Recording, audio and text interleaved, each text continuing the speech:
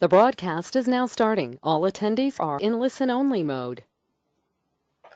Hello, everyone. Good morning, good afternoon, and good evening for people who have joined from different parts of the world. My name is Manish, and I will be your host today and tomorrow as well. So today is the second last day of our 5 day sessions, and we'll try and make it as interesting as we possibly can. We'll cover topics which are core retail, as in promotion coupons, gift cards, and the interplay with loyalty and how they kind of the difference between coupons and gift cards, etc. So while it is on the hour, I would still like to give a few minutes before we really get started. Let people join in.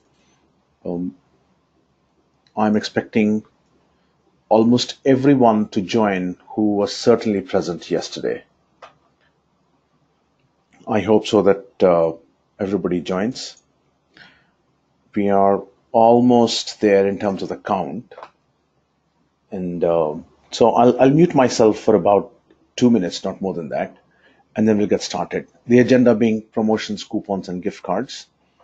We'll cover barcode labeling as well because we missed that yesterday. And time permitting, we will also have a quick recap of what we've done so far.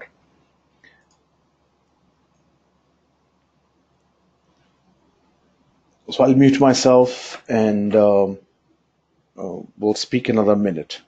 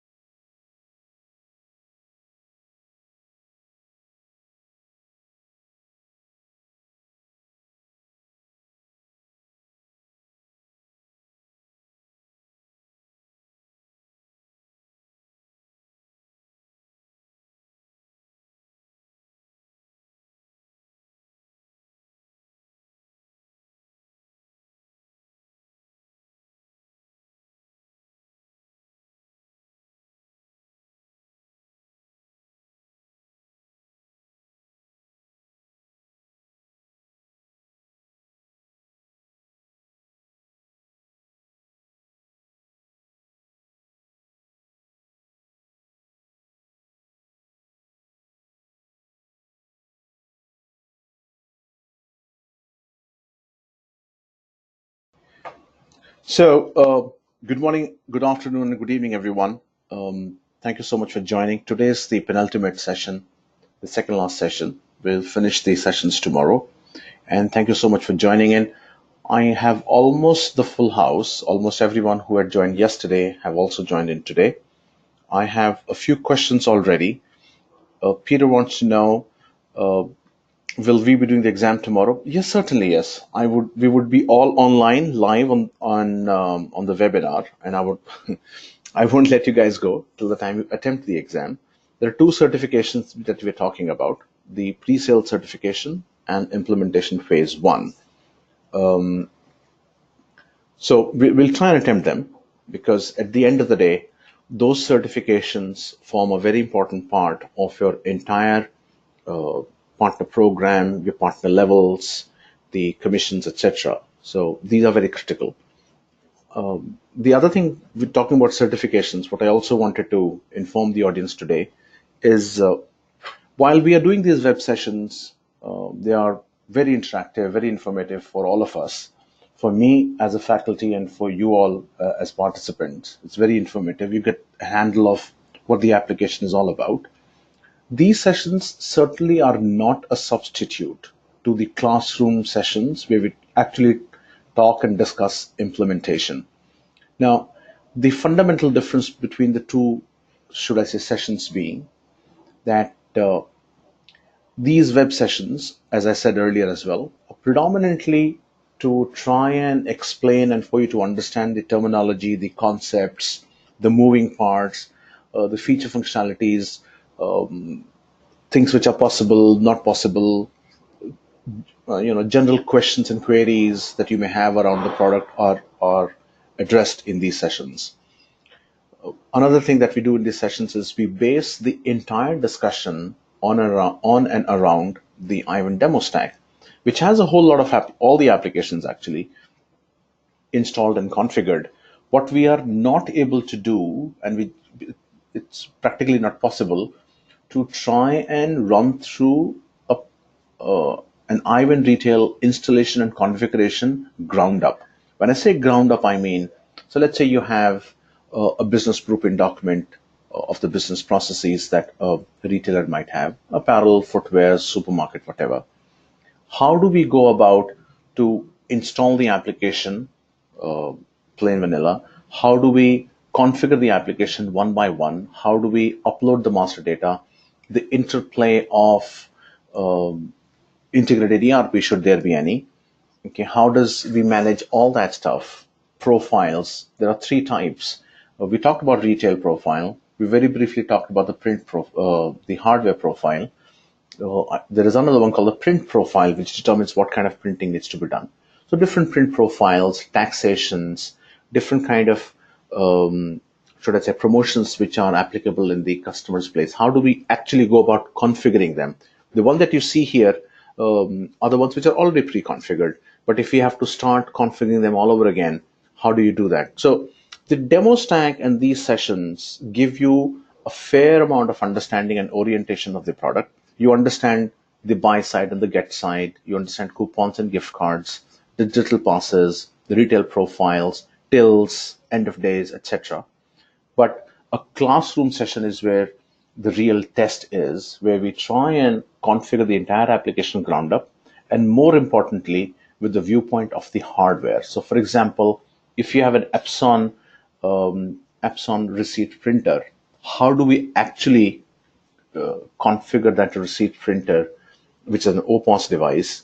How do we actually configure it? So, what are the different steps available, and how do we go about doing it? So all that and good stuff happens in the classroom sessions. The point I'm trying to make here is that these sessions are precursor to the main classroom session. When we join the classroom session, we should hit the ground running and do not spend time in trying to understand what we've understood in these 5 days. So the idea, what we've done is, and this is a very recent phenomena, what we've done is we have kind of segregated the entire thing into two different sections. One, the web part, and the other is going to be the classroom sessions. We are already scheduled for classroom sessions in Kuala Lumpur, starting on the 25th of March. 25th to 29th of March is what we're doing in Kuala Lumpur. We are doing in United States starting 8th of April. We are doing in Latin America sometime by the end of this month. Okay, and there is one more planned for Middle East and Africa. We're still yet to decide the date and the venue. Yes, we certainly plan to do one for the Africa.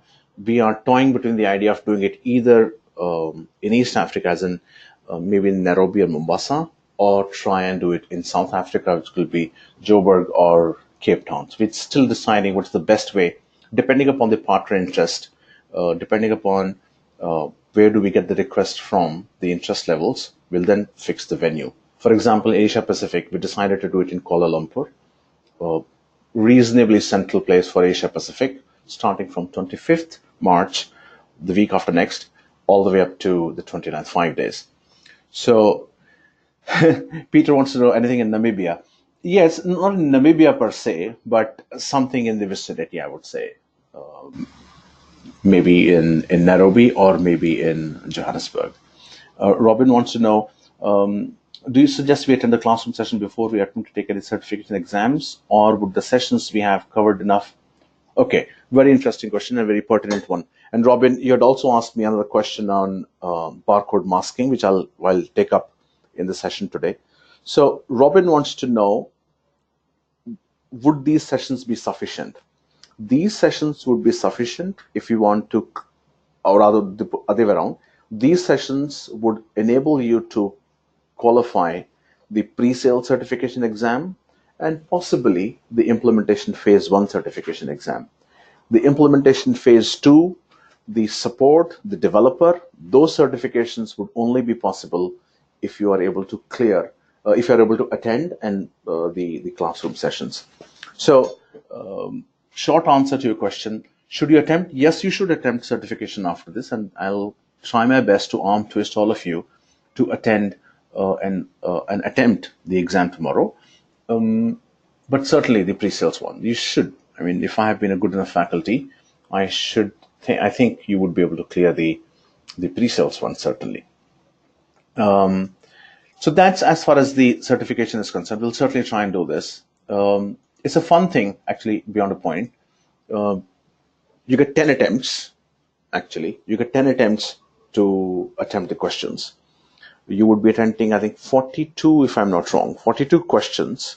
The pass percentage is 70%.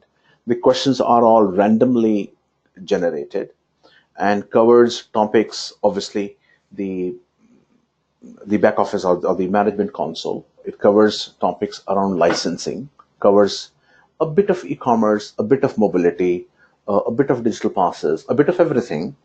Okay, and I won't say all of them are tricky, but some of them are really tricky questions. Okay, all of them are, there's no negative marking, so the questions come at random. All questions have a different weightage and points.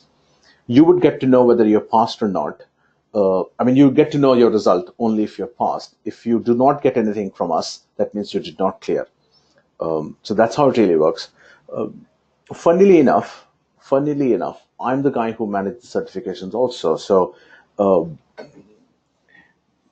I'm supposed to kind of manage both the engines.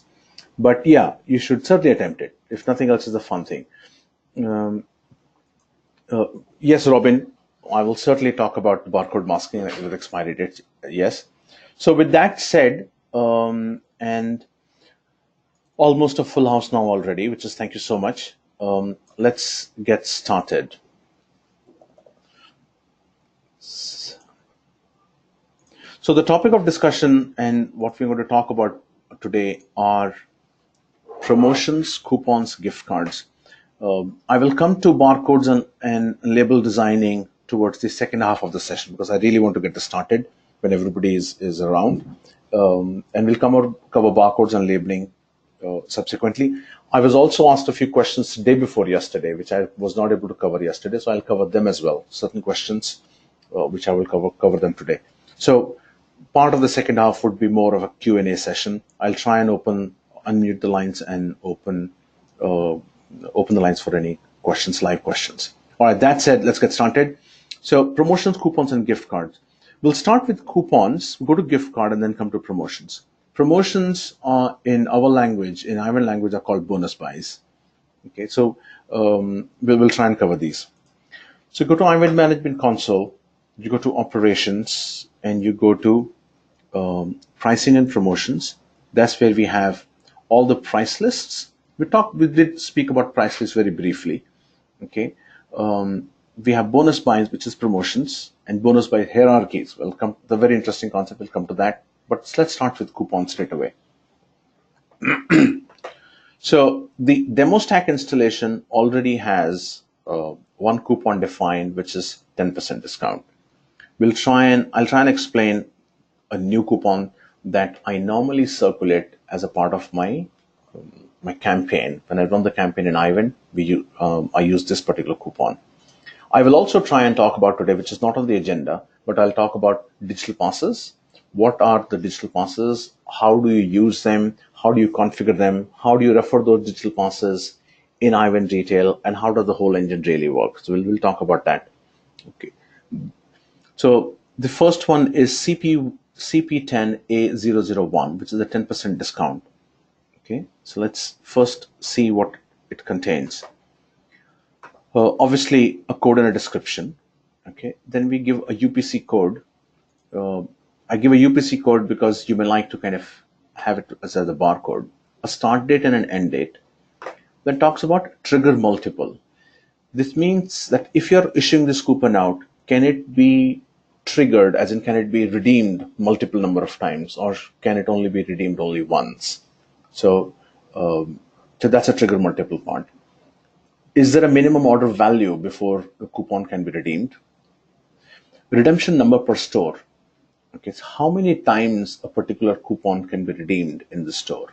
Okay, so let me try and explain this from a business perspective.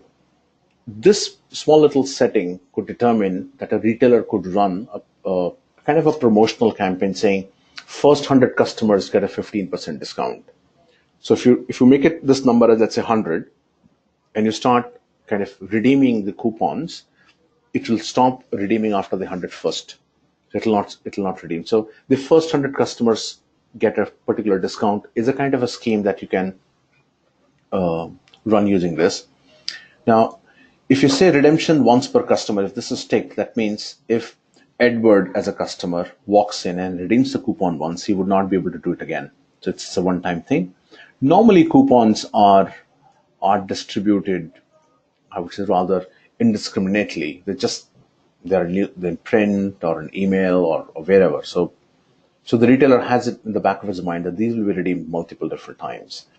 Okay, so then once a coupon is redeemed or issued out, what is the report that we want to run at the? The report that actually issues the coupon out. That's this one. Trigger quantity and applicable quantity. What this means is trigger quantity 1. That means even if there is one line item on the point of sale, the coupon can be triggered.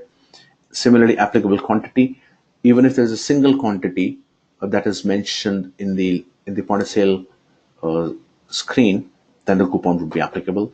The discount type is percentage, and it is a 10%. It could be a percentage value. It could be an amount as well. Okay, can it be issued at the POS? Can it be printed at the POS? Then this is where comes my the digital POS templates. As in the POS template here is iVend coupon, and the email template is iVend retail coupon. POS value, and we will I'll show this to you when we generate the coupon. The POS value is 10% off, as in that's what would be written on the digital POS when we issue it out. At least the digital POS, when it's sent out through an email, it'll say 10% off, and would also mention anniversary sale. Should it be serial controlled or not, or should it be auto-generated? So because coupons are rather indiscriminately issued, they would much rather be auto-generated. You don't have to really bother. Though gift cards operate in a slightly different manner. The other thing before I go forward I want to explain is how the coupon really works. So coupon is basically should I say an item of sorts, not really an item, but imagine it to be an item that you scan, and you scan at the point of sale, and that's where it gets redeemed. Whereas a gift card is more of a tender type. Gift card is a tender type, pretty much like a cash or a credit card or a gift card, maybe loyalty card, etc. So it's more, the gift card is more of a tender, and coupon is more of an item of sorts. Then once you define the header part, then you define the different groups where this particular coupon is applicable. So in this case, it is applicable to all the groups that I have defined in the system. You could add a group, remove a group. You can add a category. You can add a manufacturer. You can add a customer group. You can have certain conditions. Okay, and then you can specify where would this coupon be applicable. So you could run it by store, and within a store you could run it by a date time range. So in this case, this coupon is applicable both in my brick and mortar store and e-commerce, okay, and doesn't really have restrictions on the timing. So it's like one generic coupon which got printed in the newspaper and is available, or the one that got distributed through my email sending program, SendGrid or whatever. Okay, so, and this is where I have attached all the different groups. That's how, it's a simple thing. That's how it really works. I have a few questions. Let me try and address them.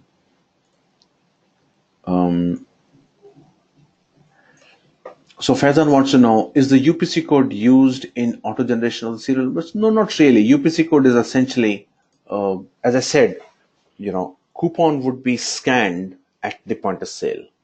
So if it has a UPC code, it's that much more easy to print it as a barcode, and that's why you need a UPC code. Uh, so in this case, my UPC code is CP10A001.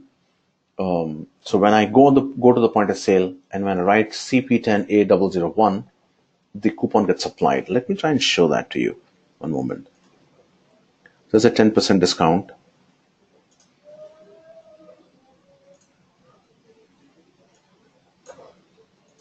This is 4001012. This is the item that I'm buying, and CP10A001. And that's the coupon. Just it gives a straight away 10% discount. So this is how the coupon is really kind of applied. Whereas a gift card, you go to payments, and that's to come up, and that's where you define the gift card. So gift card is more of a tender type, and coupon is more of a kind of an item. Okay, so that was one question. Let me see if there's any other. I think that's largely it.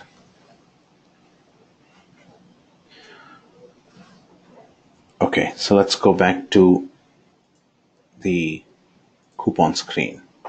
Okay, so that's in a nutshell. There's not much that we need to talk about of the coupons, but what I need to talk about now is the next part, which is the gift cards, and then I go to promotions, which normally has been a very, very interactive session. Okay, so if I were to say print the coupon, it'll use that coupon report and print it for me. Okay, so that's how it. If I'm printing it, that's how it looks like. CP10A001, discount 10%, expiration date this, at retail coupon. This is a silly little thing that if you want to print it, but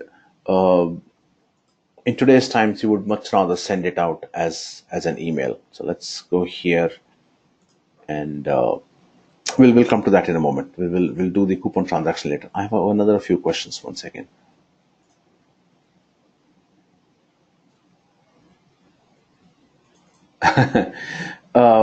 One thing at a time. Okay, so Peter wants to know, can coupon also be customized? Yes, certainly. Coupons can be customized. So there are two options available here. One, let's say you are using the digital passes. If you're using the digital passes, then the coupon would be issued out, would be sent out using an email and have a particular design and a template. Pretty much as what I showed earlier. I'll show it to you again. That's one way to do it. Let's say you're not using digital passes. If you're not using digital passes, then the coupon would be printed using this. You specify a report, in this case, a coupon report. And when you run it, say print coupon, that's how it will be printed. So it works in two different ways. One, with the digital passes, in that case, it goes out as a digital pass in an email. Second, if the retailer does not have iVend passes, then it gets printed as a report of sorts, which I just showed you. Okay. Then Faizan asked me a question. 1 second. Faizan says, Manish, I'm so confused. Sorry. Please explain how we limit the use of them. So you certainly can limit the use of them. You can limit in multiple different ways. One, you can limit it the number of coupons that you want to be available for redemption overall, all sort of put together. You can limit them by specifying a select set of products. You can limit them by specifying only a limited categories, only a limited stores. So that's how you would typically limit the use of, or rather control, I won't say limit, but rather control the use of coupons. Faizan, does it answer that question?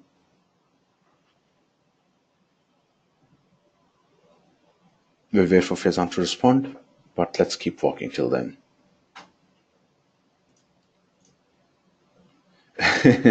He's just kind of but please carry on for now. Yeah, maybe it becomes more and more clear as we move along.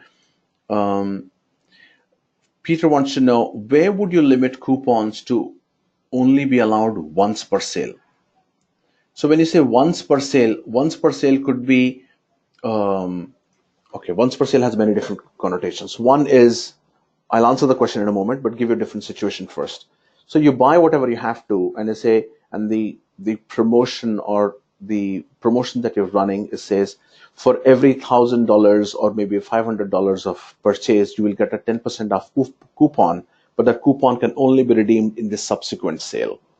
Okay, that's how the basic design of the coupon and the promotions is. So that's one way to do it. The other way to ensure that it is only one per sale is that you can limit it by customer, saying that, okay, redemption once per customer, yes. So you limit its usage. And the other way you want to kind of limit as control is by controlling the different groups, product groups, manufacturers, customer groups available. That's how you would typically limit the use of. Okay, Peter, he clarifies the question, meaning you cannot use the same coupon more than once in a sale. Yeah, that's exactly what I'm saying.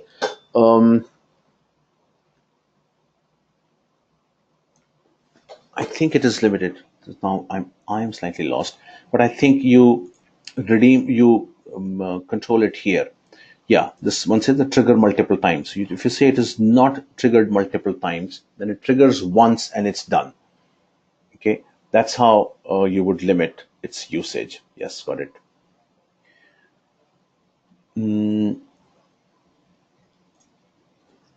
Oh, sorry.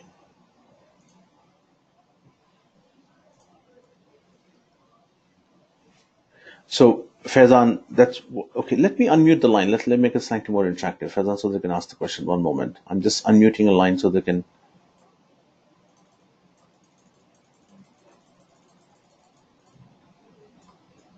One moment. Yes, Faizan. Go ahead. Hi, Manish. Yeah, sorry. Just let me explain what I mean. So I can see where you've created the ID and then you've created a UPC code for the coupon. Yep. But if we were to issue this coupon to say 1,000 customers and say that we're only allowing those customers to use that coupon once, how do we know when that customer's used a coupon? If they're a non-registered customer, for example, and they use that coupon, how do we prevent that coupon that customer has used from being used again if all the coupon codes are the same? No, that's practically not possible. That's what I'm saying. So coupons are rather used indiscriminately. So what you do is you can control it by trigger multiple, yes or no. You don't trigger it multiple times, and you also control by number of redemptions per store. So that's the only way you can limit the indiscriminate use of a coupon. So it's used only once and only 100 times in a store, and you can specify the typical product groups, etc., that you want to kind of control. But to make it very, very kind of stringent, the whole idea of issuing out of coupon is lost. If you make it very difficult, the redemption, it becomes counterproductive, at least a coupon bit. So that's why you normally retailers that I have seen, okay, issue out a flat value coupon rather than a percentage coupon. Okay, so if it is a flat value coupon, so you know that you have printed, let's say, 1,000 coupons, all of them for, let's say, maybe £5 each. So that's the total investment from an expense stand. So that the moment you print it, that money is expensed off anyways. Okay, and then you have a date control, so you can figure out whether that thing worked or not. So on an expense of £5,000, what was the kind of incremental revenue that you got? So that's how a retailer would really think. They would not make it very stringent. The whole idea would be lost. If it becomes difficult for me to redeem a coupon, I actually would not. And possibly that's the reason why coupons are kind of printed and distributed in newspapers so that anybody can use it. Go ahead.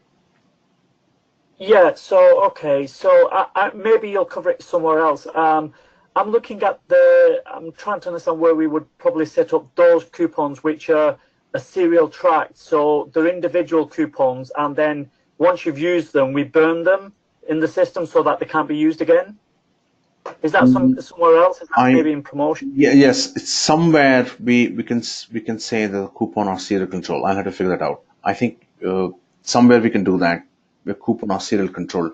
It'll be logistically challenging for a retailer to do all that, go all the way to do your serial control. This one you say here, yeah, it's a serial Yeah. controlled, and the serial numbers would be auto-generated. So Yeah. that's how you would have serial control. So you know how many have issued, how many have been redeemed, and then you take this off, and then you take this thing on, and that's how it'll kind of get enabled. That's probably what my question is then, yeah, because I saw the serial controlled, and then I was trying to understand whether or not when the serial is generated, does it use the UPC code in some identifier or not? So I guess you're probably answering the question now. Thank Brilliant, you. thank you. If you'll excuse me, I'll have to mute your line, but thank you so much for asking the question.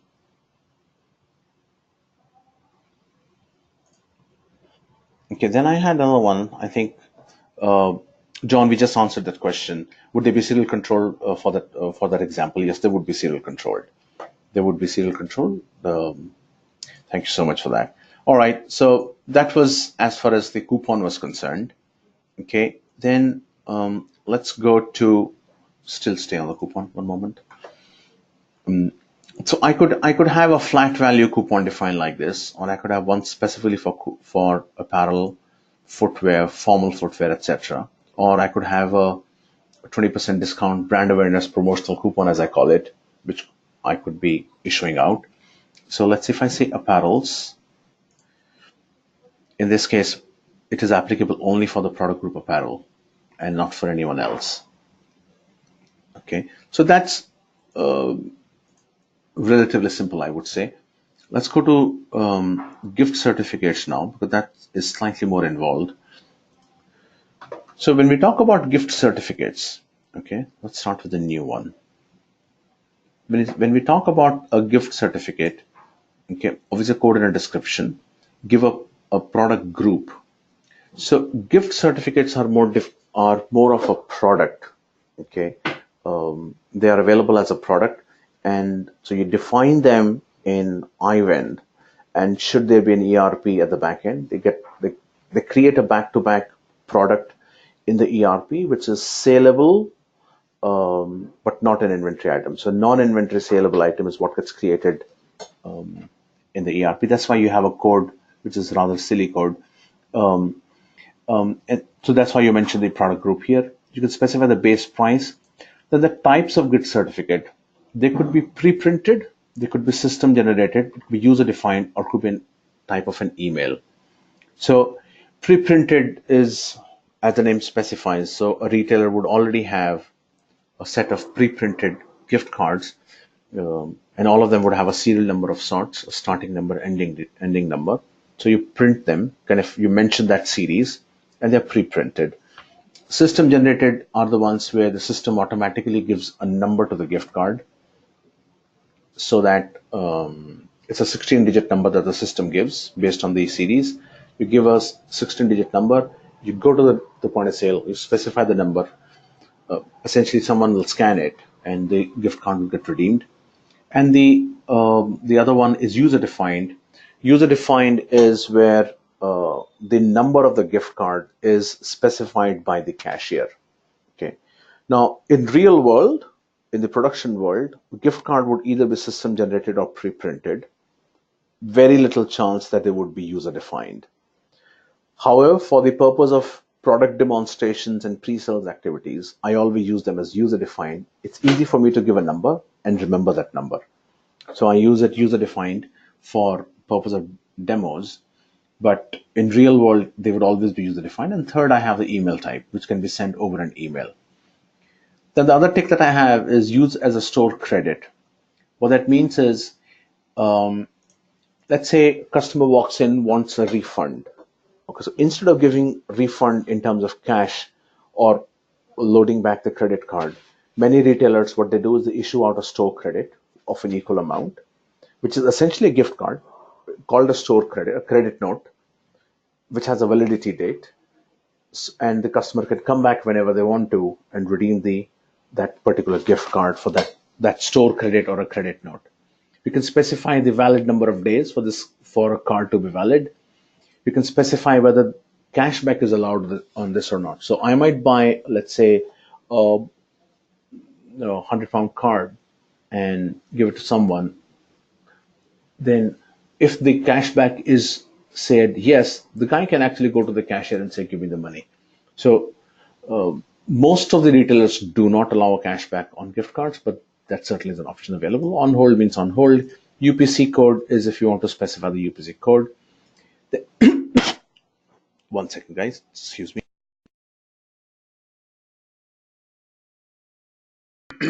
Sorry. Price override allowed or not, because a gift card may or may not have a specific value to it. Then this tick would determine whether you are allowing a price override or not. Open price means you will specify the price, and an open description means you can write whatever you want to write on the gift card. These are past template and past email template, past value and past description. These are the four, should I say, parameters which come from my digital passes. And I said, when we're done with this, we'll go to digital passes, iVend passes, and see how passes are defined there and how they are kind of referred back here. So this topic we'll cover again very soon today. This one says must swipe the card and print the gift certificate. And this one says reprint on redemption. So let's say I have let's say $500 card. I go redeem for, let's say, maybe $250. What should the system do? Should it reprint or should it not reprint? And what should be the minimum amount for if you want to get it reprinted? So let's pick up one gift certificate that I have. Okay, so I have a gold gift card. A gold gift card, code and a description, short description, long description. The group, this is the product group. The base price is this. As I said, this is a user-defined gift card so that I can specify the number when I'm kind of issuing it out. No cashbacks are allowed. It's not on hold. There isn't any UPC code. I allow the price override. It isn't open price. It isn't open description. What that means is if it is not open price, whenever this gift card is sold, it will always be sold for 500 currency units. Okay, and these are the different templates: past template, email template, the past value, and the past description. Should you surely swipe the card? That means it's a plastic card. You'll have to swipe it on the MSR kind of reader. And I'm saying yes, print the gift certificate. So that's as far as the gift certificates are concerned. If you notice, there are no limits in terms of the product groups or the stores or wherever these can be applied. It's a gift card. Someone buys a gift card. You redeem it wherever you want to. It's simple as that. And again, on the gift certificate, one of them is the store credit. So if I specify this as a store credit, system will allow you to define a store credit only once. So there could be only one gift certificate which is used as a store credit. So only one of them can have this tick. Others cannot. So that said, let me open again the forum for questions.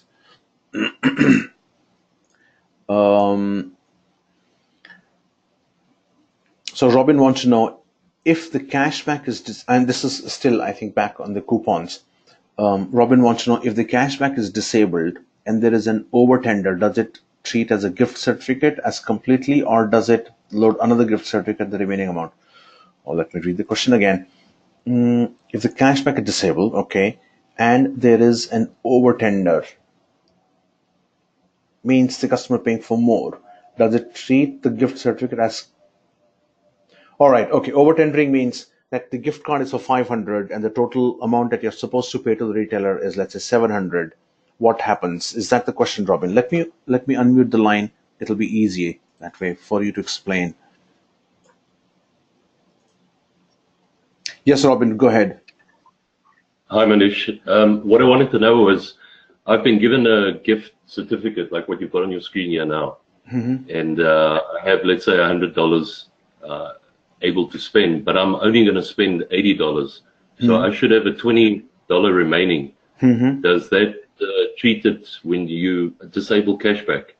So does it say, look, you've burned your $100 already? No, There's no way. No, it doesn't do that. It doesn't do that. No, it's like, should I say, gracious enough, if you may, as an application that, let's say you have a $100 card, you only want to consume, let's say 75, you specify at the stage of tendering out that I want to spend only 75, those 25 would remain in the gift card, okay, and you can redeem, obviously could only redeem 25 the next time over.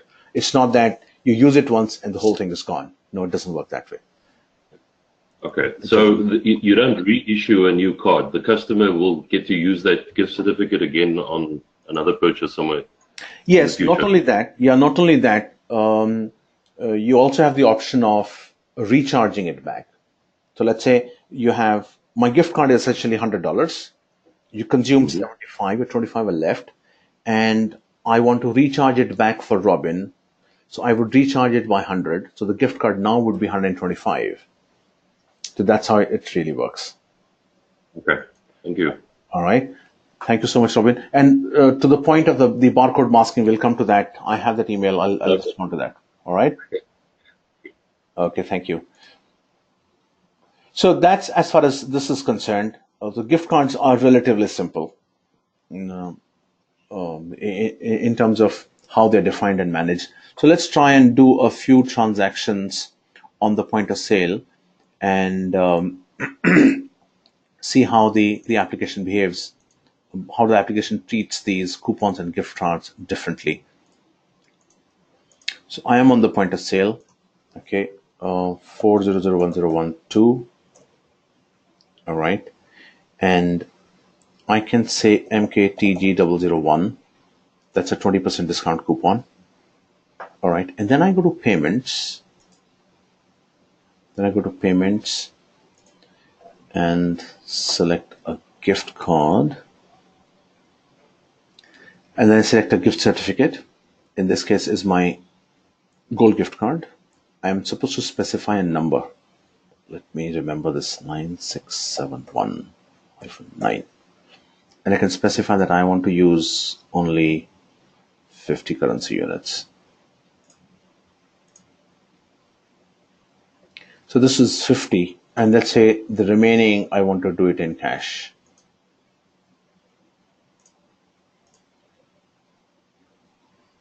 And the transaction goes through. My system is looking for a cash drawer and a printer that I had yesterday. I've just removed it.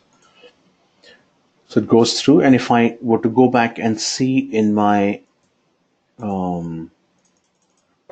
let's call it a ledger for a moment, business transactions, post transaction register. If I go back and see it here, this is the transaction that we just did. I double click it. Sorry about that.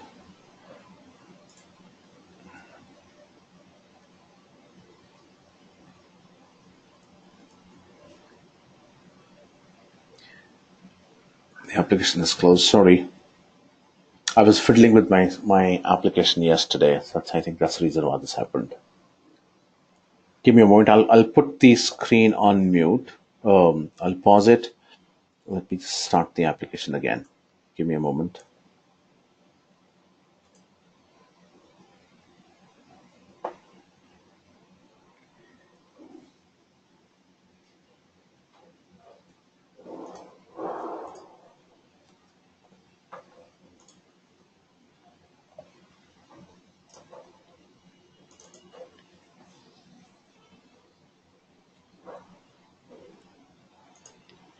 In the meantime, I think I have a question which I can answer. Give me a second.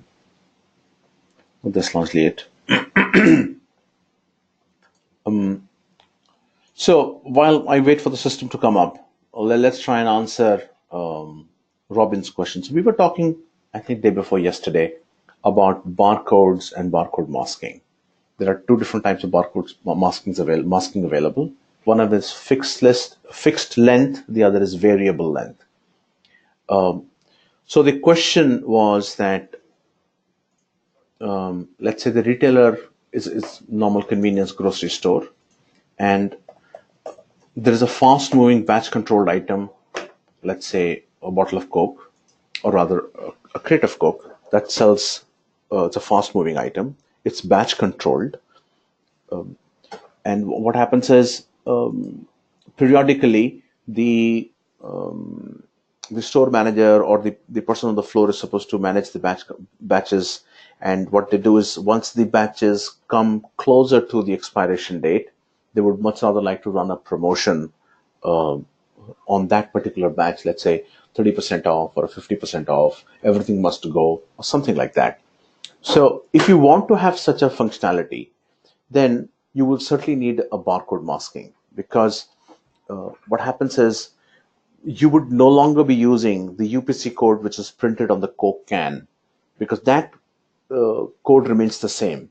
It's just that because you want the system to not only scan the UPC code, as in the identify the product, but also manage its, should I say, expiration date, you would much rather have a separate label printed on every can or every carton or case that is sold out.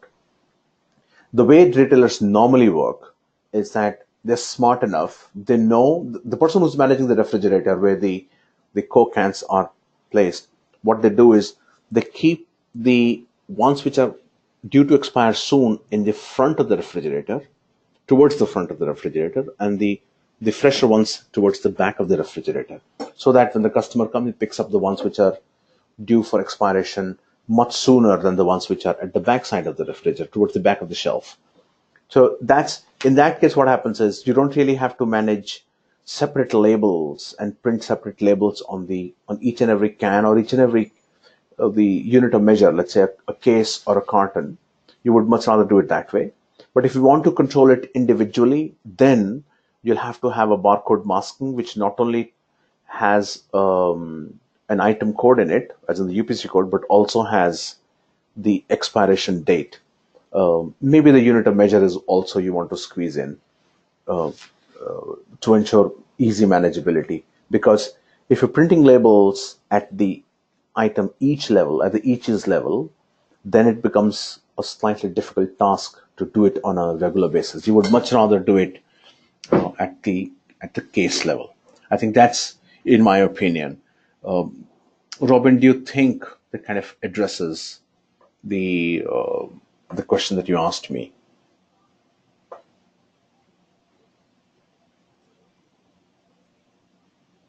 Let me unmute your line so it becomes that much more easier. Yes.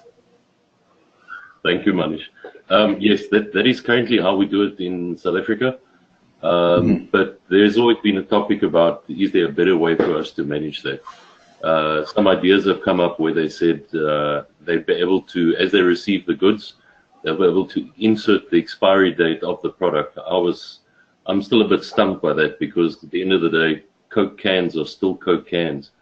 They might have different expiry, or milk is another example.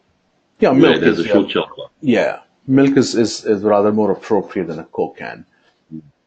There was just one example, but in South Africa, we've got our consumers are like merchandisers as well. So you'll watch them on the shelves; they actually scratch in the back, and they pull out the one with a better date. All right. So what some retailers do is, when they realize, look, before our suppliers aren't going to take it back, so let's kind of make a plan, and we'll go through those products, and then they do an internal stock transfer, and they actually remove the existing inventory that is about to expire, and then they insert it into a sort of a dummy product that they keep back up. So they can see, there's 3 remaining now, and it has officially expired, so now we can throw the rest away. Wasted out of our inventory. Okay, let me try and explain a similar concept that Yakult, they sell probiotic bottles, which also have an expiration date. The way they do it. Okay, so what they do is when they ship the goods out and they then deliver it to the retailer, they also manage the shelves of the retailer. So it's like more of a vendor managed inventory kind of a concept. So the Yakult guy goes, he checks the expiration dates, etc. They replace it. So what they do is the vendor, as in Yakult, they would pick up the old stock and replace it with a new one. When they get it back to the so to say central warehouse, then they decide they don't take it into the main inventory. What they do is that they take it into a location, as I was talking yesterday. They take it to a location which is not counted as a saleable location. So they get an idea as to this is the total stock available, which is kind of expired, due to expire, etc. And that's how they are able to manage the segregation of fresh stock versus almost expired stock, which is on the shelves back in the warehouse. So you could that could be one way of doing it. But to do barcode masking, printing labels, that's a slightly logistically challenging thing. It certainly can be done, however.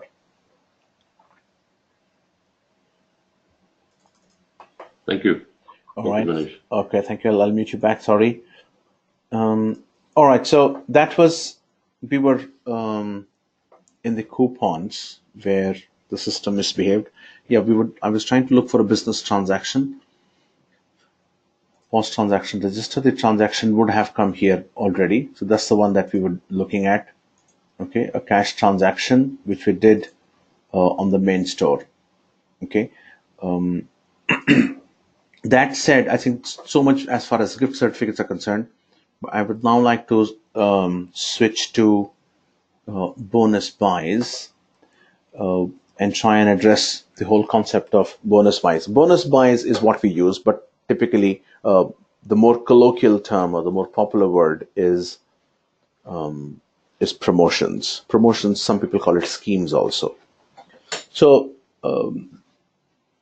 the bonus buy, the fundamental concept of promotions is the buy side and a get side. I think I did mention earlier in my sessions, you have to buy something to get something. So fundamentally, you are defining a buy side and a get side.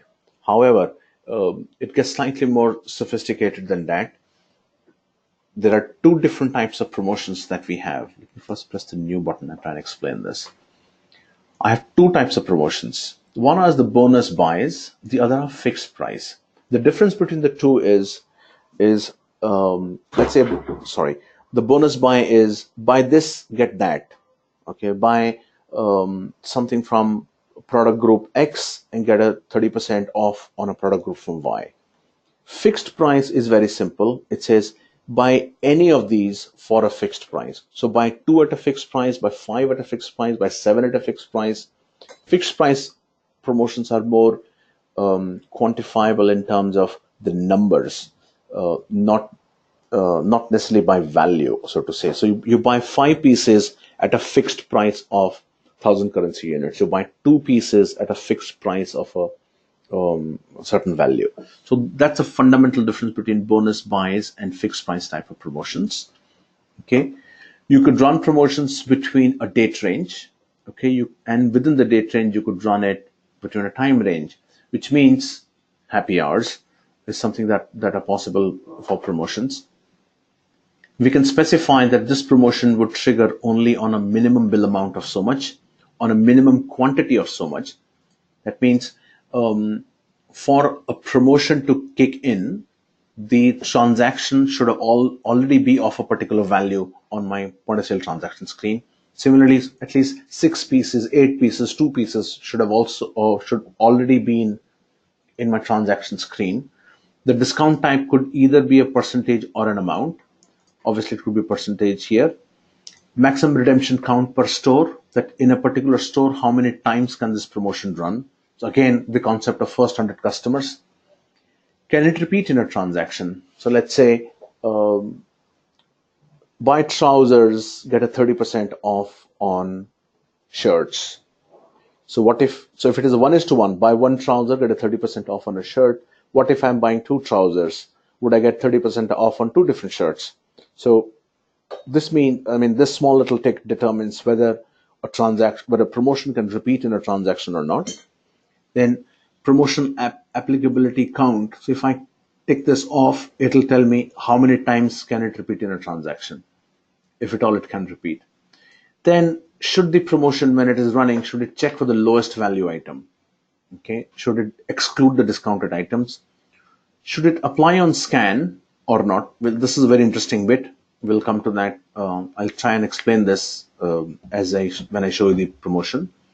And should this promotion be applicable only once?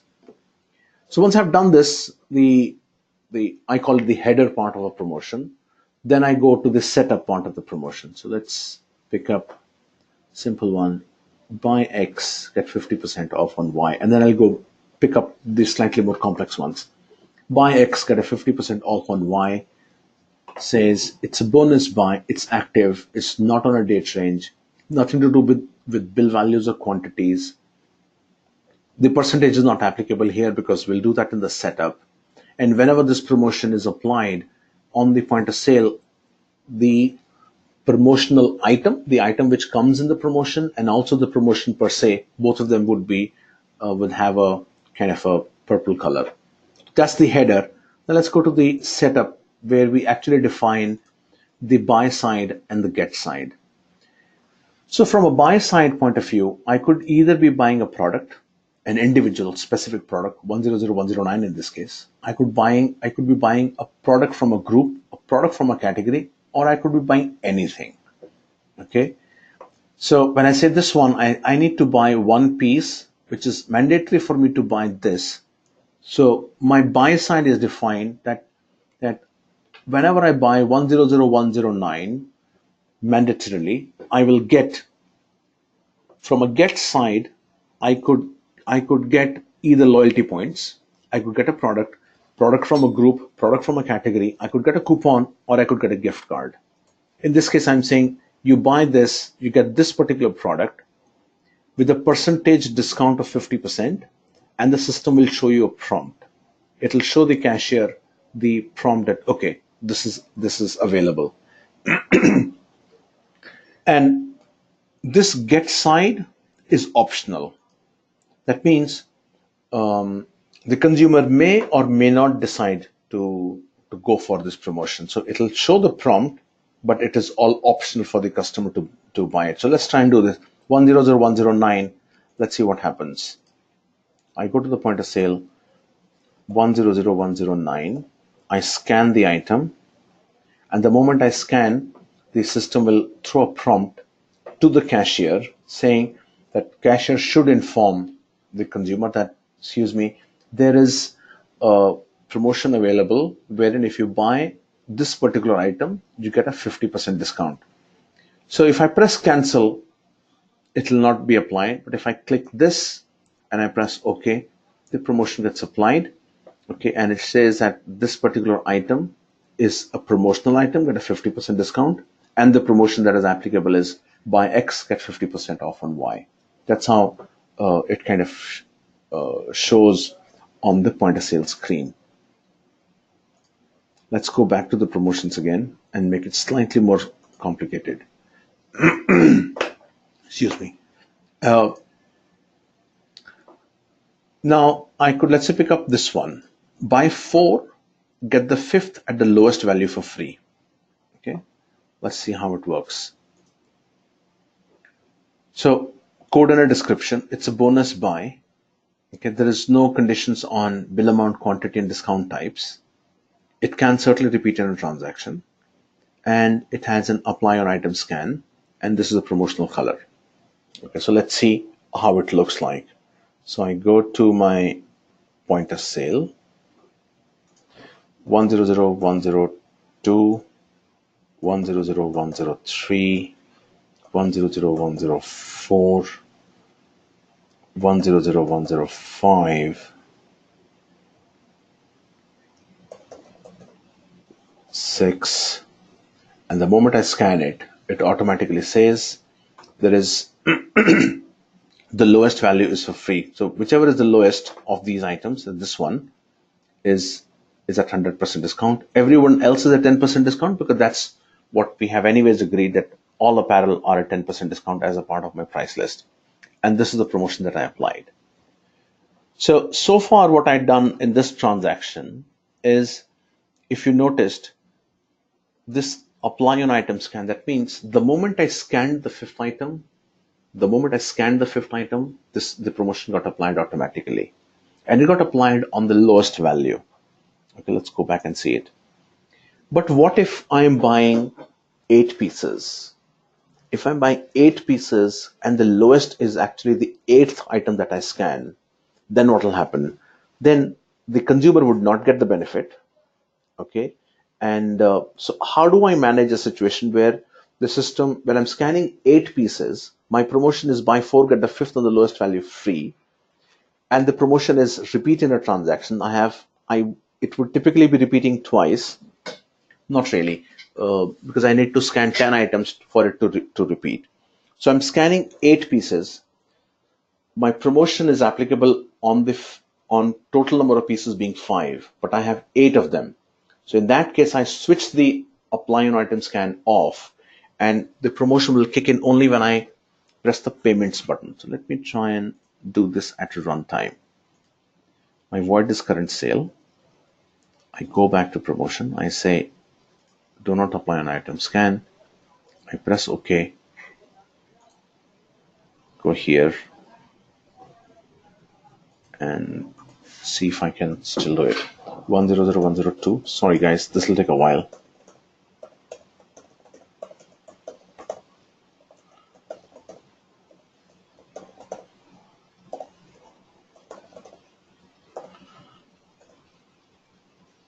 All right, I think I have enough of them. 1, 2, 3, 4, 5, 6, 7. 7 pieces. No promotion is applied. All of them are at 10% discount. I go to the payment screen. I say no. If you see this, let me cancel it. If you see, the promotion got applied on 7 pieces, picked up the 5 which are the lowest, and applied a discount of 100% on the lowest of the values. Everybody else is more expensive. So that small little tick determines at what point in time the promotion needs to be applied. Should it be at a runtime, or should it be only when everything is done? Depending upon how the retailer wants to play it. Okay, but the system gives you both the options. I go back and put it back on apply on item scan. I can specify the applicable list, as in where all the promotion would be applicable for the different stores. I can have a promotion for special days. Now, special days will have, I will be using this word quite often when we talk about loyalty. When I say special days, special day could be one which is generic and common for everyone, as in the National Day, the Independence Day, or the Republic Day, etc., which is a special day for everyone. Or it could be individual specific, let's say a birthday or maybe an anniversary date. So you can specify that you're running a promotion for special days or not. And you can specify, let's say, add the special days. The special day could be a birthday or anniversary. And you can specify the day. You can specify the duration. Duration could be a week or a month or days backward and forward. So let's say my birthday happens, let's say, on the 2nd. So I would like the promotion, as a retailer, I would like to offer the promotion being applicable and valid for the consumer 7 days before and 7 days after, or only on that specific day. I could control that. Okay. Similarly, I could specify the loyalty levels. I could run a promotion only for, let's say, my gold customers or platinum customers, silver customers. So system allows you that kind of flexibility when you're defining promotions. I could run it specifically for serial numbers and specifically for specific batches. So Robin, to the point that you were mentioning that you want to run a special promotion for the items which are kind of expiring fast, you could define a promotion says everything must go, maybe something like as different as that, everything must go, and specify the batch detail. So whenever that particular batch is scanned at the point of sale, the promotion will get automatically applied. So you could do it that way as well. So on that, I think I'm sure I have some questions. Let me try and answer.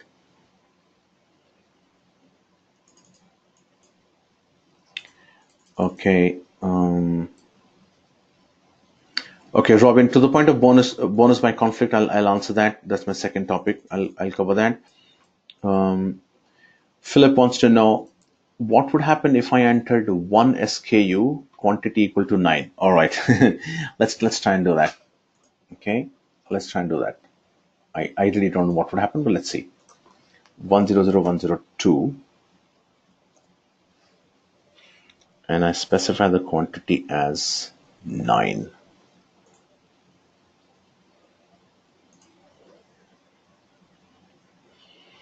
What happened in this case is, if you see, the discount percentage changed from 10% that you normally get to a 15%, because the period and volume discount feature set in. Before the promotions could kick in, the price list and the period and volume discounts kicked in, which is a period and volume discount in this case. And I think I'll have to pick up a different item. One moment.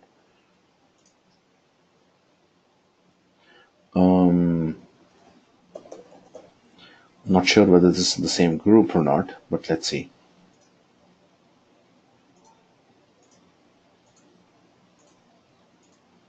No, this is not in the same group. But I think what will happen is, I'll test it. I'll test it and let you know. But I think what will happen is, the period and volume discount, if at all you have defined, they'll kick in. Otherwise, system will automatically apply that promotion of buy fourth with the fifth or lowest value for free. Okay. Jim wants to know, what I'm failing to understand is how iVend work in the big picture. What is the backup function fits? Let me just give me a moment. I'll have to read it. Just bear with me for a moment.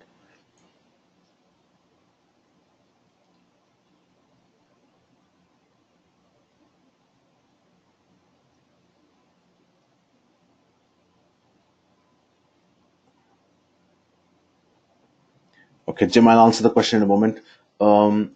Bernard wants to know, if you give bonus by on apply on item scan, can you scan 5 and then the calculation is made? If you scan 3 or more items, how would the system calculate?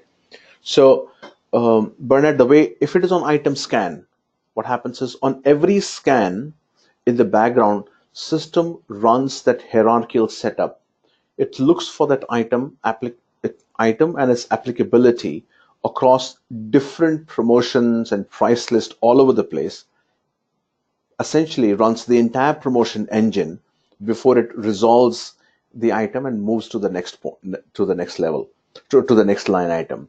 So what it does is, on item scan, at every scanning, every time an item is scanned, it is running a promotion engine. It is running the entire promotion engine is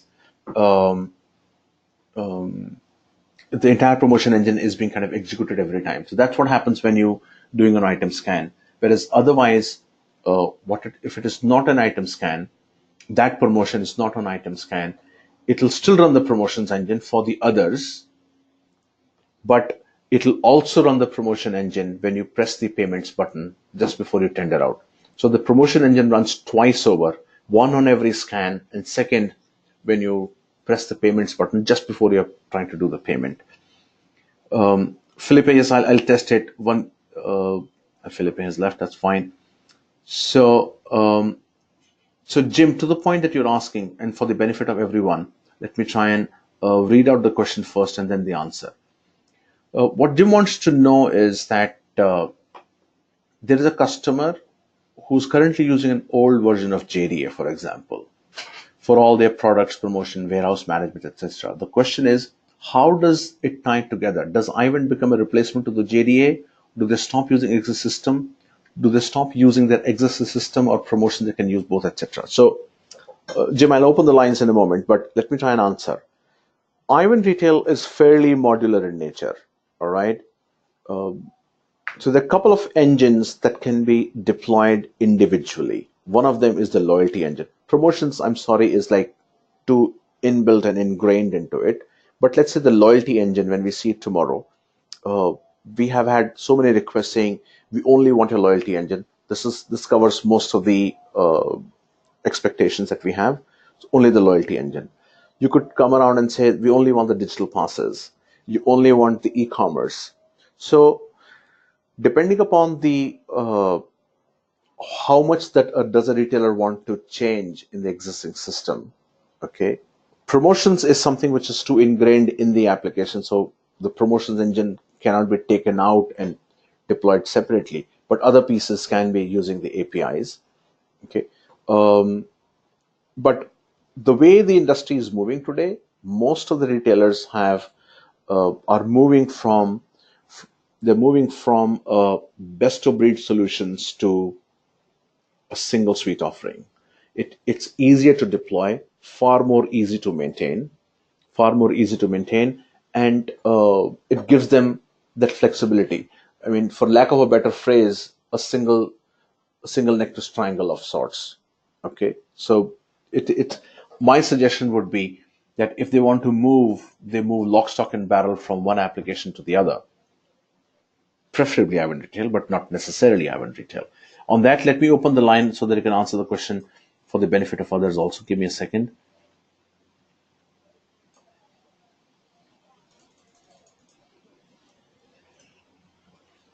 Yes, Jim, I've unmuted your line. Go ahead.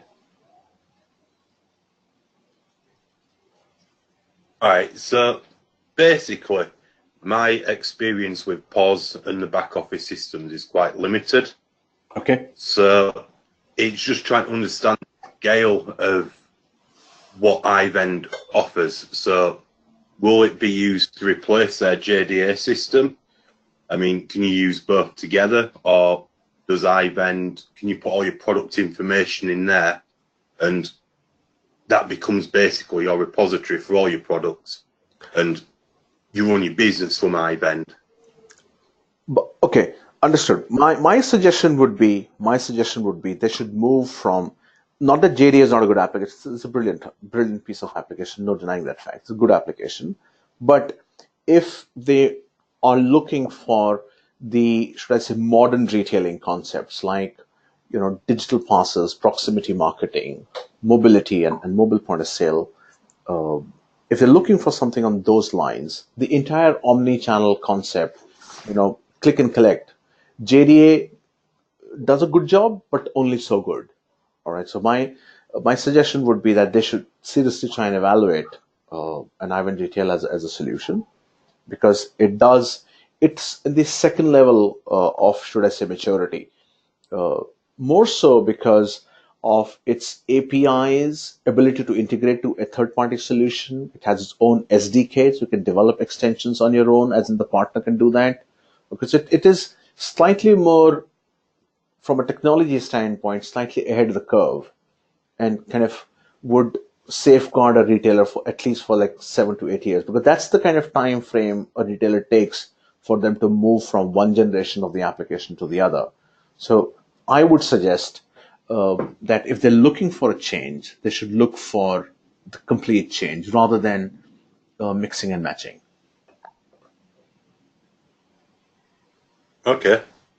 All right, thank you. I'll mute you back, sorry. Then Bernard wants to know, if you give bonus buys on applying, I think I answered that question. John wants to know, can you show me to define the product group that trigger the promotion, please? Yes, I can do that. Okay. David Webb wants to know, can you please explain briefly how the buy optional count and the get optional count work in the bonus buy setup? Yeah, that's a tricky one. I'll try and answer. So first, I will try and answer John's question, where I can define the product and the product group that triggered the promotion. So let's go back to the same promotion. Okay, and I go to the setup. When I go to the setup, that's in the buy or the get side. I can specify, let's say, a product group. I want to specify a product group, and I can pick up the product group from a list here, so that this promotion is applicable from these group of items. Okay, so that's where I would define where the what all groups are included, what all items in a particular group are included, actually. So that's how I would do that. Now, to the point of David Webb, the interplay of buy optional count and a get optional count. So Let's first try and explain the get optional count because that makes more sense rather than the buy optional count. Buy optional count would make sense if this is switched off and then this is switched on. Okay, but before we go to the buy side of an optional count, let's talk about the get side of the optional count. What this means is that in this particular case, or it'll be better explained in this one once again.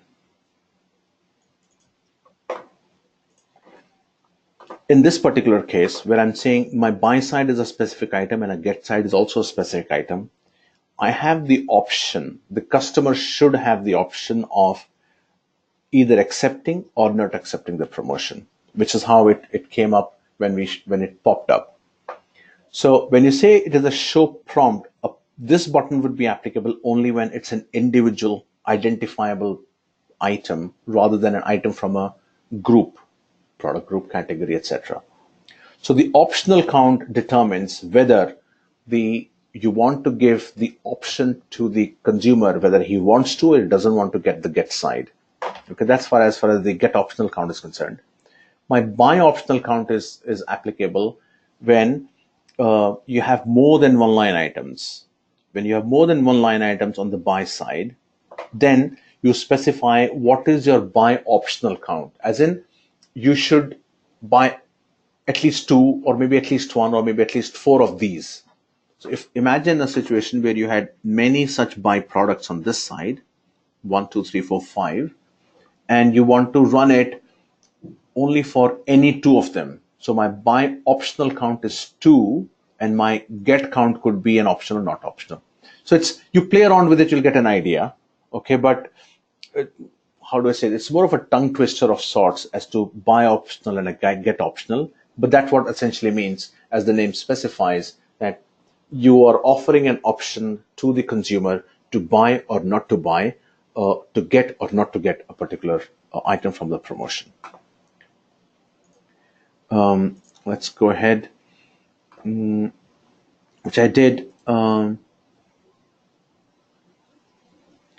Faizan wants to know, sorry, I didn't see, but was MMG also included in the get product dropdown? Sorry, didn't understand MMG. Merchandise management, sorry. Yeah, merchandise management group. Well, on the setup, if I go to setup and if I go to my get side, I have points, products, individual products, as in a product from a group, product from a category, coupon, or a gift card. So when you say MMG, merchandise groups, essentially we're talking about product groups, which is the overarching umbrella which has a certain set of similar items in it. So in iVend Retail, we have groups, categories, and classes. The 3 broad, should I say, segregations is what we have in iVend Retail. We very hurriedly show that, and I come back to promotions after that. Because that, again, is a very important concept. Inventory, I have groups, classes, and categories. Groups are, as the name specify, apparel, bathroom and fixture, electronics, health and hygiene, etc. So these are my groups. And then I have classes, which again is a logical segregation of, it's a logical grouping, should I say, logical grouping of items in a particular group. And then I have product categories. Categories, again, is one more way where you can logically group a certain set of items. So let's say if I were to pick up apparel 50% discount, so these are those, this list would have all those apparel on which I want to offer a 50% discount, so that it is easier for me to refer this single line item when I go to my bonus buys and run the promotions. So if I go here, my get side, rather than, I would much rather say product category, and here I'll pick up product category of all apparel on a 50% discount. So somewhere I am defining this word and I'm attaching, these are those products which are available on a 50% discount, and I refer this category in my bonus buy. So it's become that much more convenient for it to manage. So I think that's how. So that's how it really works. That's how the MMG part of the entire, or should I say, setup really works. We don't have the word MMG as such, but I understand what you're referring to. Peter wants to know, when a sale has occurred and a gift certificate is applied, how does the system handle this when a client returns the goods? Is the gift certificate refunded? No, you would not have a gift. I'll have to test it, frankly speaking. I'll have to test it. But if you have applied a gift certificate, if you have tendered out using a gift certificate, and now you want a refund of what you had used at the tender time, I think it will be determined by whether you have ticked cashback allowed or not allowed at the gift certificate level. So that means your total bill was 200. You paid 100 in cash, the other 100 in gift card. Now you want your refund back. And if the cashback is not allowed on a gift card, you would only be eligible for 100 cashback. That's how it will typically. I'll still have to confirm this. I'm just going by common sense that this is how the system should behave, but I will still have to confirm this. All right. Let's keep going. And so that's as far as my bonus buys are concerned. We now need to talk about something more interesting. Let's say these are the different bonus buys that I have. You have a standard discount on a bill amount of $100. Buy this, get that off. Buy X, get a 50% off an X, and so on and so forth. Buy fixed price. I did not talk about fixed price. Buy 5 at a fixed price. Let's see how it looks like. Okay, so it's a fixed price promotion. Okay, so nothing mentioned here. Go to the setup and it says buy any 5. You don't have to mention anything here. You're basically saying in this place, fixed price, this is the product, 5 pieces, fixed value 10. So if I say 100127, it should, and 5 quantity, it should default to a value of 10. Let's see. 100127.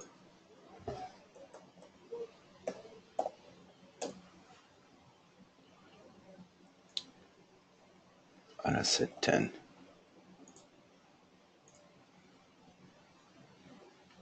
Yes.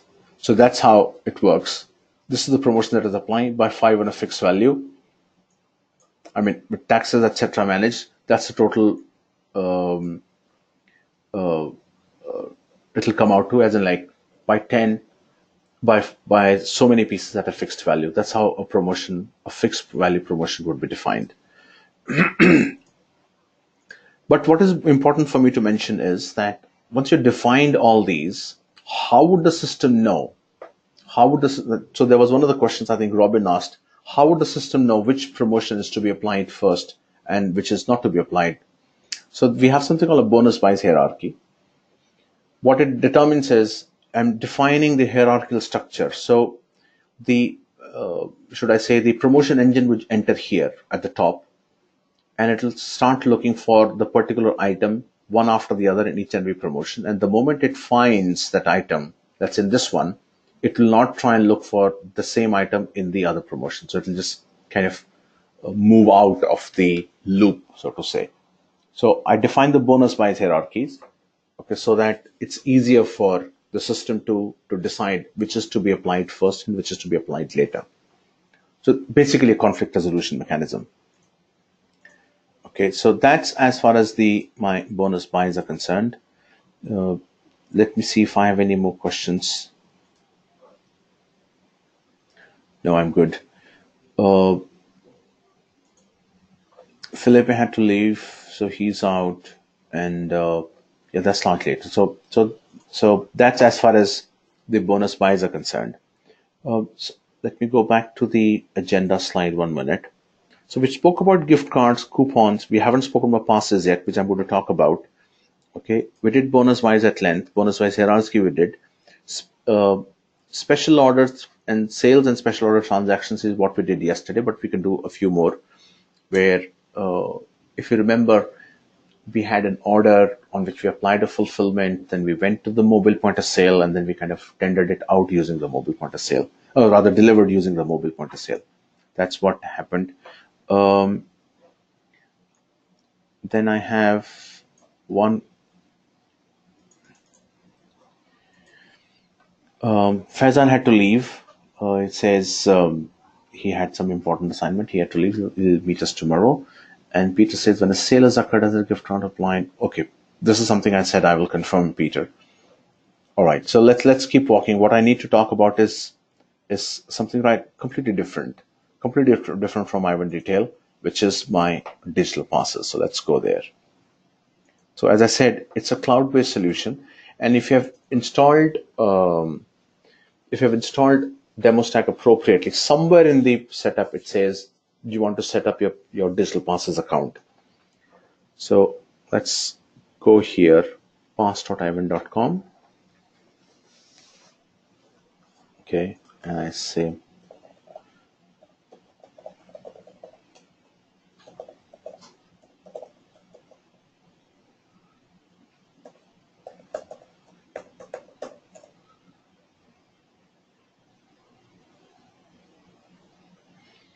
so when you log into your should I say tenant, okay, so this is what you would see. The first step is where you see the templates. In your tenant, there won't be so many of them. There would be just 3 of them: loyalty card, coupon, and a gift card. These are non-editable ones. What you really want to do is go click this and save as a new template. It'll create a copy and it'll get saved that way. So let's try and use this. What I'm using is the apparel store gold card and the apparel store coupon. So let's take the coupon for a moment. I press the edit button.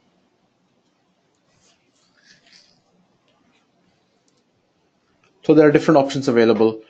Okay, I give the organization name, I give the description, and then I go to the second field, which is relevance. Essentially talks about the date range, what is the expiration date, etc.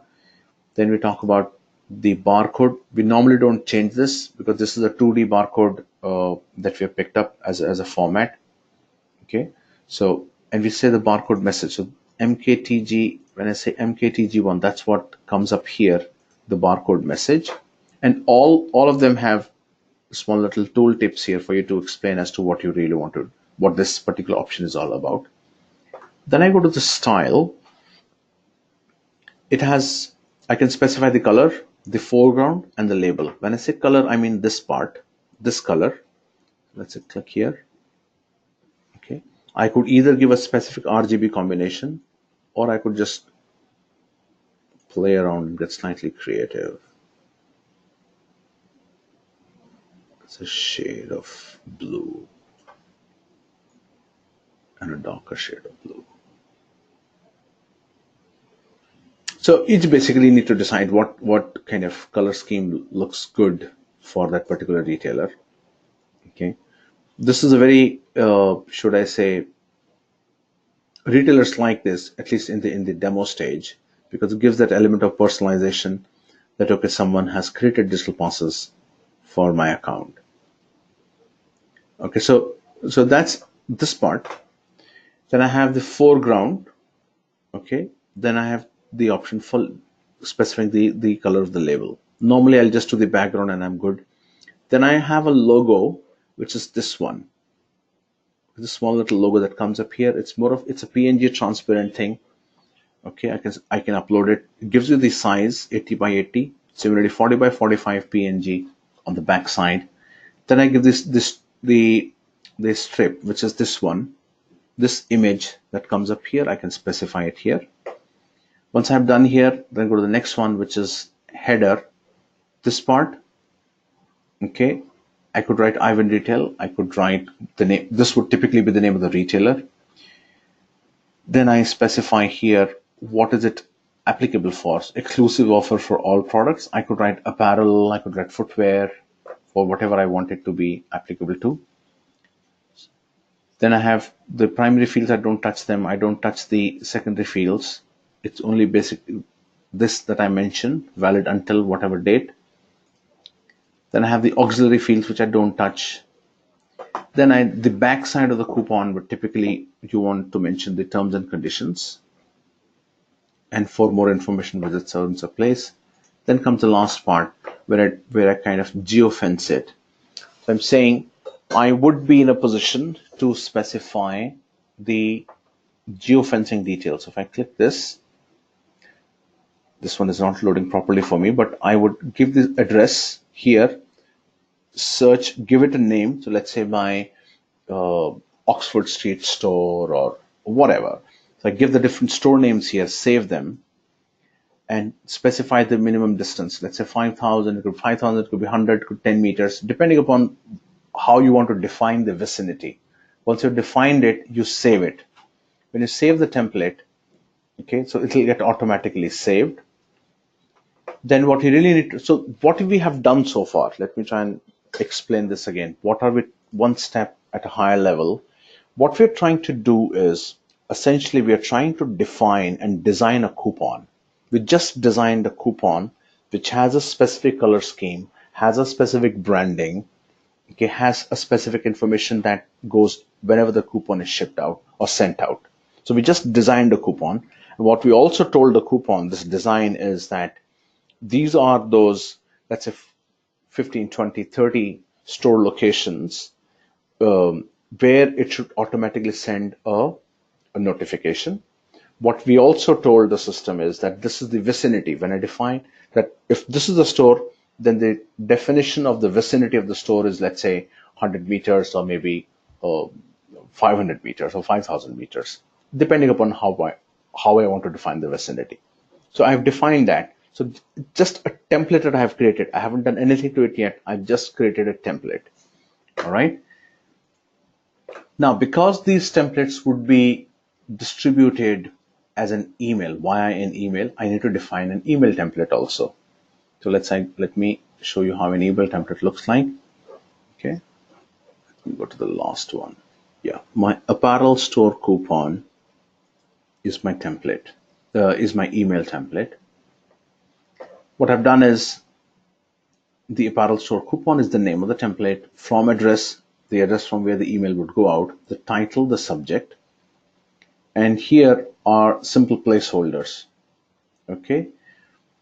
This is a placeholder and this is also a placeholder. So you can add those placeholders. Similarly, here you have, these are the definition of the placeholders, URL, image, etc. So what I normally do, I just copy paste it, change the name and save it as the apparel store coupon.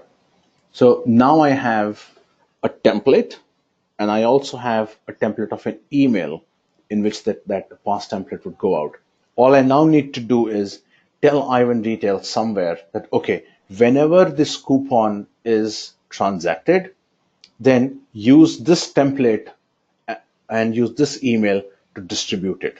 That's all I'm trying to do here as far as the passes, the coupons in passes are concerned. I do something similar when it comes to my gift cards and something similar when I come to my loyalty card. So let's see gold gift card.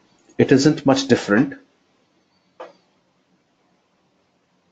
Okay, so this all remains the same. My relevance remains the same. My barcode remains the same. All I'm trying to do here is a gift card number, okay, and the alternate text. My style doesn't change. My color scheme, etc., they're all the same. My header values is essentially this, and the balance is for now 0. And I'll show you how this changes. Primary field is pass value. Now, note this thing that I mentioned as pass value here. In this place, whatever I mentioned while defining a gift card in iVend Retail, under the field pass value will automatically get printed here. And similarly, the pass description, whatever I mentioned there as pass description would automatically get mentioned here as a pass description. Secondary is this, valid until, no values in auxiliary. Back is essentially terms and conditions. and these are the locations in case I want to specify the locations. Okay, so let's go to iVend detail and go to the gift card part of it. Gift certificate, my gold gift card, edit. So if you see this, my past template is apparel store gold card. If you drop this down, all the gold card that I've defined would be listed here. Similarly for an email also. Pass value is this the pass value? So whatever I mentioned here as a pass value will start getting reflected there. Similarly, pass description, whatever I write here would start appearing in pass description. When I say pass description here, it does not mean here per se, but when it goes to the consumer on his phone. And I similarly would define my my loyalty cards and just refer those in my iVend detail. One, coupons and coupons, gift certificates and gift certificates, and loyalty cards in my enterprise.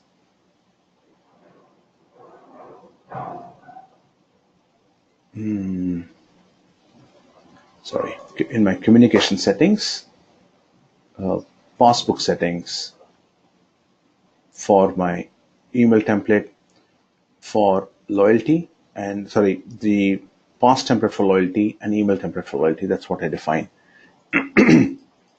So that's how it really works. I think I may have some questions. Let me see if I can answer.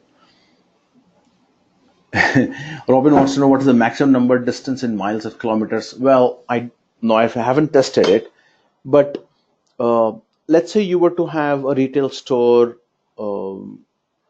next to a highway. You have the service areas, so you would like to give a distance of about, let's say, maybe 3 miles or 5 kilometers. That's what you would do. There's a maximum thing that's happening that we defined here. Mohammed wants to know, by defining geofencing, would it notify the consumer about the coupons usage? Now, this is a very interesting thing. So what do the notifications actually do? And when the notifications are actually, at what stages does the notification actually come? So I have, as I said, passes allow the retailer to dish out or distribute loyalty cards, coupons, and gift cards. Okay. Coupons are typically one-time usage. Use it once and you're done. All right. So the coupons do not give notifications. Whereas gift cards, if you use a gift card or a loyalty card, then you get a notification, a typical, iPhone, Apple notification that comes from the top, okay, which says, you're so many points away, or your gift card is going to expire, etc. So notifications are, or rather the other way around. You get notifications for gift cards and loyalty cards. You do not get notifications for coupons, okay? Because coupons are just one-time usage. You don't get any information. So when we talk about geofencing, it will certainly give you a notification that, okay, you have a coupon. It will tell you that you have a coupon, but what it would not do is that once you redeem the coupon, it will not give you a notification, as against a gift card or a loyalty card where you get a notification when you use a gift card or a loyalty card. So that's how the notifications actually work. And that's how the iVend passes are also, should I say, licensed. They're licensed by notification. And when I say notification, I refer to an email. I basically mean an email that if you get an email, that's a notification consumed.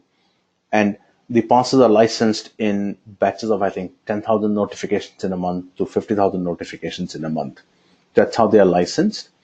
So you do not consume. So every time you send an email goes out from the application, one notification is consumed. But you do not get notifications when you consume or when you redeem a coupon. So that's as far as this is concerned. That kind of brings me to the end of the session today, except for I need to answer, I need to address those questions around barcode. I think I did mention about barcode masking that I covered. Other than that, I think for now I am kind of done. If you have any questions, you can ask, or we'll try and close the session early today, and we will meet at the same time tomorrow for the concluding. What I will do tomorrow is I will start the session by a recap session, so that I'm able to, maybe 2 or 3 slides is what I will have. We will talk about all the 4 sessions that we've had, the points that you should remember. I will also talk about licensing, which I actually haven't covered. The audience is slightly thinned down, I must say, since the morning. So I'll pick up licensing as the first topic tomorrow, because licensing is a slightly interesting thing. We have 2 modes of licensing: perpetual and subscription. And to make matters slightly more complex, the management console licenses are both device-based and CAL-based, whereas point of sale are only device-based. Point of sale, terminal, and mobile can be interchanged. You don't need user licenses for cashiers at the point of sale. Then there are some applications like loyalty and hand terminals, which are only available on subscription. So it's like a slightly involved discussion. We'll talk about that tomorrow first thing. But let me try and answer the question right now. So Peter wants to know, will the session tomorrow be 2 hours and then exam after that? I just need to plan the schedule accordingly. Peter, short answer, yes. I think I'll be done in about an hour and a half, and then I'll give you about half an hour, 40 minutes to take the certification exam. I mean, we've budgeted about an hour or so for the exam, but doesn't wait till that time. If you flip through the questions, you would be able to answer them. The certification exams are available on the knowledge portal on iVend.com at the website, 2-3 different places. So I urge you to go to the knowledge portal. So it becomes an open book kind of an exam. Go to the knowledge portal and you click the certifications there. Let me just show that to you. Give me a second. A moment. So here I am on the knowledge portal. One moment. You sign in. In fact, you don't even have to sign in. You just start attempting the certification. I go to the certification. If you notice that if you're not logged in, there are not many options available to you, right? You would only be able to do so much. So, but you would still be able to attempt the exam. Okay. So these are the all options available: developers, sales, pre-sales, implementation phase 1, phase 2, e-commerce, support technician. As I said, you would be in a position to take up the pre-sale certification and the implementation phase 1 certification by the end of the day tomorrow. 70% is the pass marks. If I have been a good enough faculty, I think you would be able to clear. Okay, so that's as far as the certification are concerned. The last question was, so you take the exams on the knowledge portal under the certification section, try and attempt the pre-sales and the implementation phase 1. Slightly tricky, mind you, that the link for the exam is below the exam. So when you're here, the pre-sales is this one and not this one, because I have got confused a few times. So keep that in mind. How many times can you take the exam? I think 10 attempts in a month. That's what is. Okay. Yes, it's possible to have the recording of the webinar. Okay, you certainly can have the recording. It will be on the knowledge portal after we are done tomorrow. And then Robin says, what window period do we have to begin the exam? Is it possible to do it next week or when we are ready? Yes, you can take up whenever you have to, but think about it. You did allocate 2 hours every day from Monday to Friday for the session. If you postpone it to the next week, okay, trust me, that's how human psychology works. You would always want to do it, but you will never have the time to do it. What I would sincerely recommend, Now that you are on it, might as well be done with it. That's how, because the state of being ready is like, it's a very fluid situation. I would suggest take the plunge, nothing to lose anyways, right? Take it as a fun thing. Just, it is more of a, should I say, it is more of a validation of the faculty. I mean, think about it. I've been talking about who we are, what we do, the product, feature, questions, etc. You can certainly attempt it. There's nothing to lose, you know. All right, guys. On that, I will take to them slightly off under the weather today, but we'll certainly meet tomorrow, and I'll cover up for whatever is left today, and with at least half an hour session on the recap, so that give you an idea. What we haven't done also is e-commerce, by the way. So we'll talk about e-commerce very briefly tomorrow, and we'll also cover mobility. So a couple of topics tomorrow before we actually end the session. On that, I will let you go, and thank you so much for your time, and we'll speak again tomorrow. Should you have any questions, please send me an email. My email ID is, how do I say this? I think I much rather type in the chat box, but that's quite a tongue twister. Manish.